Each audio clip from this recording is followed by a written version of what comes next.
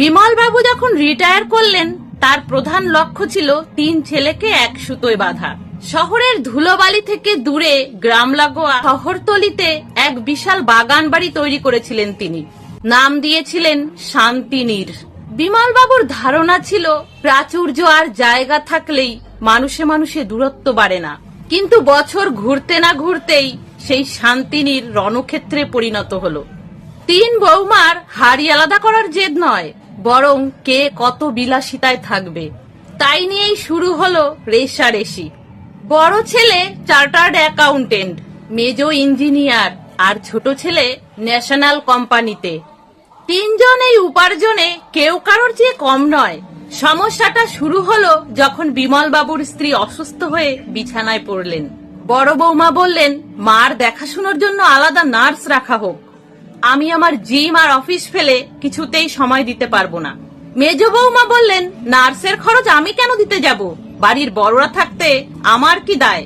ছোট বৌমা তো স্পষ্টই জানিয়ে দিলেন তিনি এই পরিবেশে থাকতে পারছেন না, তার ফ্ল্যাট কালচার পছন্দ।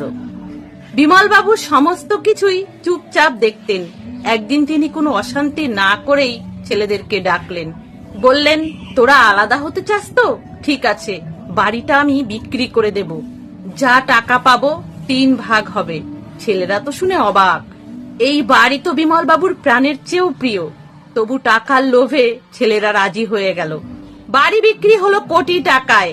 বিমল বাবু শান্তভাবে ছেলেদের ভাগের টাকা তাদের হাতে তুলে দিলেন, নিজের ভাগে সামান্য কিছু রাখলেন। ছেলেরা যে যার মতো শহরে দামি অ্যাপার্টমেন্ট কিনল। বিমল বাবু আর অলকা দেবী একা হয়ে গেলেন। প্রায় 6 মাস পর ছেলেদের মনে হলো বাবার কাছে যে টাকাটা আছে সেটার একবার খোঁজ নেওয়া দরকার। তাছাড়া শান্তিনীর বাড়িটার মায়া আজ তাদের খুব বেশি করে পড়ছে, কারণ ফ্ল্যাটের 4 দেওয়ালে তারা যেন হাঁপিয়ে উঠেছে। 3 ভাই মিলে পরিকল্পনা করলো তারা বাবার সাথে দেখা করবে, আরো যদি কিছু টাকা পাওয়া যায়। তারা যখন সেই পুরনো পাড়ায় পৌঁছালো, দেখলো শান্তিনীর বাড়িটা ভেঙে ফেলা হয়নি, বরং সেখানে এক বিশাল তোরণ তৈরি হয়েছে। ভেতরে ঢুকে তারা দেখলো ঝকঝকে তকতকে এক বৃদ্ধাশ্রম। তার এক কোণে অলকা দেবী আর বিমল বাবু বসে আছেন, আরো কয়েকটা সমবয়সী দম্পতির সাথে। হাসি গল্পে ভরপুর চারপাশ। বড় ছেলে এগিয়ে গিয়ে বলল, বাবা, তুমি আমাদের ভাগ দিয়ে বাড়িটা বিক্রি করে এখানে কেন?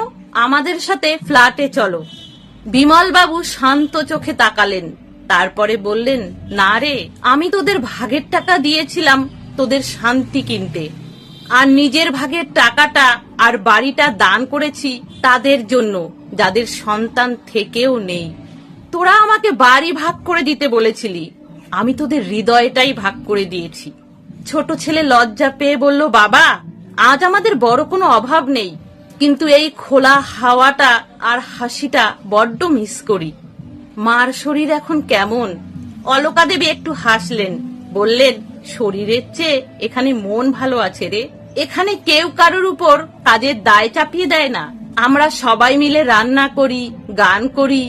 তোরা তো আমায় নার্স দিতে চেয়েছিলি, এখানে আমি অনেক বন্ধু পেয়েছি। ছেলেরা সেদিন বুঝতে পারলো সব সম্পত্তি ভাগ করা গেলেও শান্তি আর সময় কখনো ভাগ করা যায় না। তারা দামি আসবাবের ফ্ল্যাট কিনেছে ঠিকই, কিন্তু বিমল বাবু শান্তিনীরকে আক্ষরিক অর্থে শান্তিনীরই বানিয়েছে, যেখানে সন্তানদের আর কোনো জায়গা নেই। মা বাবা না খেতে পেয়ে মারা যায়নি ঠিকই, কিন্তু সন্তানদের মনে যে লোভের মৃত্যু ঘটেছে সেটাই ছিল বিমল বাবুর জীবনের শেষ এবং সবচেয়ে বড় জয়। আসলে ভালোবাসা আর সম্মান কখনোই ভিক্ষা করে পাওয়া যায় না, কখনো কখনো বিসর্জনের মাধ্যমেই শ্রেষ্ঠ শিক্ষা দিতে হয়। তাহলে বন্ধুরা, গল্পটা যদি ভালো লাগে প্লিজ লাইক করে দেবেন, সাথে কমেন্টেও জানাবেন আপনাদের মূল্যবান মতামত। সকলে ভালো থাকবেন, সুস্থ থাকবেন।